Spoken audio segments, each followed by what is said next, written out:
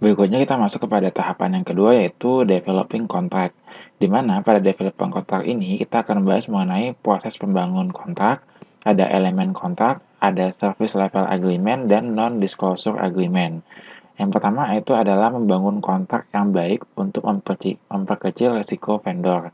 Nah, di sini dilaporkan dalam Finance Week, BSKB atau Broadcaster menuntut EDS vendor call center karena tidak jujur dalam penjualan dan kontrak negosiasi. Nah, dalam kontrak, EDS harus membayar sejumlah 61 US dollar 61 juta US dollar apabila tidak memenuhi standar performansi.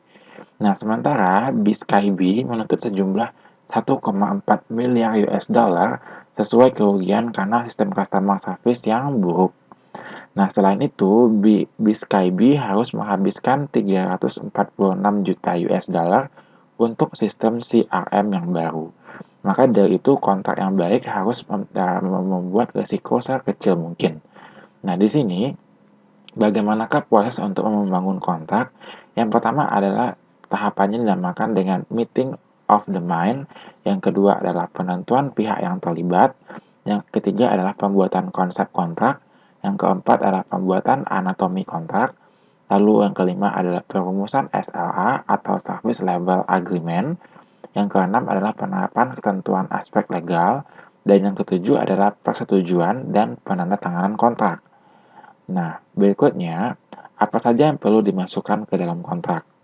Yang pertama adalah beberapa faktornya yaitu jangka waktu dan kondisi, lalu ada deskripsi dan ruang lingkup, standar layanan, kisaran workload, manajemen information atau MI, dan tanggung jawab dan ketergantungan.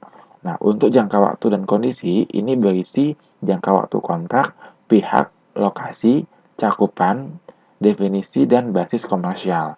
Nah, sementara untuk deskripsi dan ruang lingkup itu berisi fungsionalitas layanan, standar layanan itu berisi ukuran layanan, level minimum kinerja, dan kualitas yang diterima.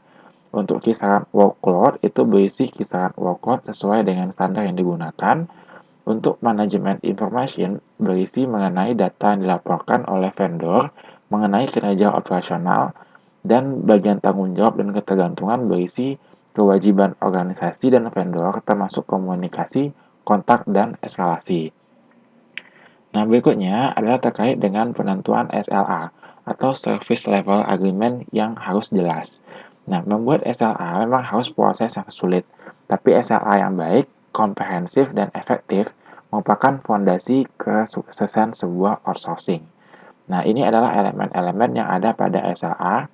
Di antaranya ada kondisi dan layanan yang diharapkan, performansi yang akan diukur, prosedur pengukuran harus jelas, proses dan periode kerjasama, prosedur pelaporan, persetujuan level performansi, dan ketentuan service after sale, khusus untuk pengembangan software.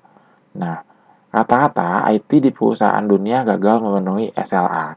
Mereka hanya dapat memenuhi sekitar 26% dari waktu yang ditargetkan.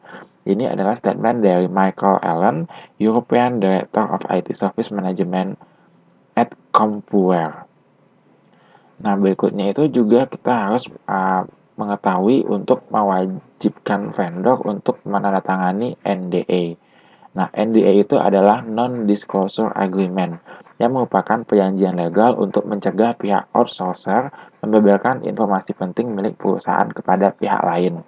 Nah, isi dari NDA ini meliputi pendefinisian informasi rahasia, kesepakatan non-disclosure, kesepakatan legal, return atau destruction of material, non-solicitation or employment, dan masalah term.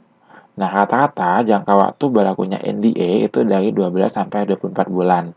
Dan hasil kerjasama yang lebih baik itu biasanya sekitaran 18 bulan.